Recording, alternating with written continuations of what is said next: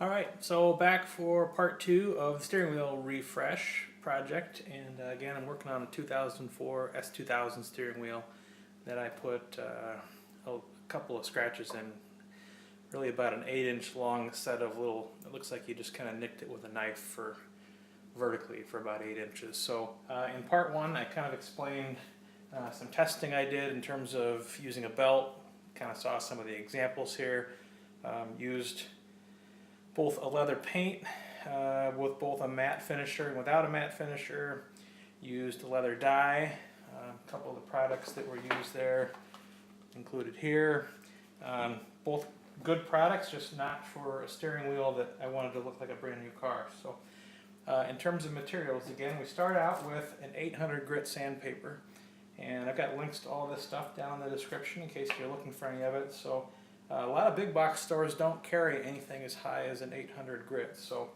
we start with 800 and we work our way up. And I'll tell you, it ends up using up quite a bit of paper if you're going to sand a good chunk of the wheel. After that we move up to a 1200 grit. 1200 is a finer grit than the 800 by quite a bit. So we start with 800, kind of work down the rough stuff. An alternative is, if you don't want to keep going through paper, I used up about a sheet or a sheet and a half on this whole project, but I only sanded about half the steering wheel. I mean, it really does, at least with the stuff I ended up with here, it chews it up pretty quick. I also have a leather sanding pad, and this seems to have lasted a lot longer than the sanding paper did. For this whole project, I did a different section with this, and it's still very abrasive, and it did about the same sanding work as an 800 grit sandpaper, but it's made actually for leather. Next we had SEM Soap and also a Scotch-Brite pad for that. So this is a 3M gray scuff pad, goes with the SEM Soap. So after you've cleaned this off with sandpaper and smoothed everything out, then we go to clean it off with a soap. Follow that with plastic and leather prep. After that we go to the paint. The paint is something that's going to vary based on, of course, the interior color of the car. This is something I did outside, and I did the whole steering wheel with everything masked off in the center, and the whole steering wheel got about 3 coats. There was one spot toward the top that as I was sanding it started to really kind of turn. I was definitely getting past what would have been dyed or painted from the factory, so I ended up having to paint that. It's got about 7 coats on it in that spot. But what I want to show here is just this thing looks, in my mind, absolutely excellent. So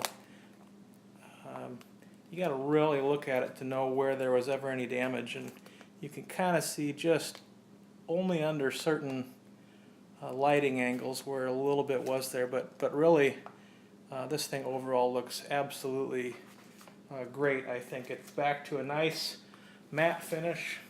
As I've looked at other options in terms of new wheels, looks very, very similar. So total cost here is, we'll say $40 to $60, somewhere in that range, and maybe just a nick north of that. So anyway, for a couple hours of work, if that, and the quality of the results, very, very happy with it. So hopefully this will help somebody who's got a little scuff in your steering wheel and you don't want to go through a recover process. That's hundreds of dollars. The S2000 wheel, I thought to put a leather cover over this and have it look good, I didn't think that would be very possible. I mean, there's some good videos about how to stitch a new cover on, but you always see some of the seams at the sides, so I didn't want to see seams along here and stuff like that. So anyway, give it a thumbs up if this helped. Again, see the comments below for links to the products, and feel free to ask any questions in the comments below. Have a good one.